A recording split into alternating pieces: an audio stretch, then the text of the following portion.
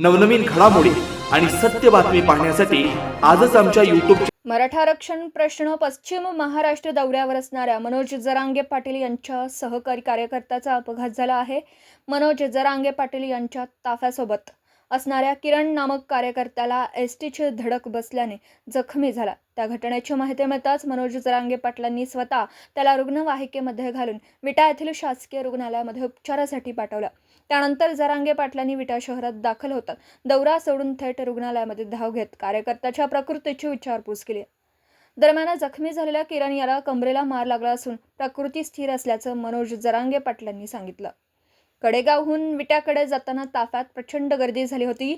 यावेळी एका एसटीची धडक बसल्याने अपघात घडल्याचं मनोज जरांगे पाटील यांनी सांगितलं। मात्र या घटनेमुळे मनोज जरांगे पाटलांसह त्यांच्या कार्यकर्त्यांची मोठी धावपळ उडाली। नवीन घडामोडी आणि सत्य बातमी पाहण्यासाठी आजच आमच्या YouTube चॅनलला सबस्क्राइब करा, शेअर करा आणि लाईक नक्की करा।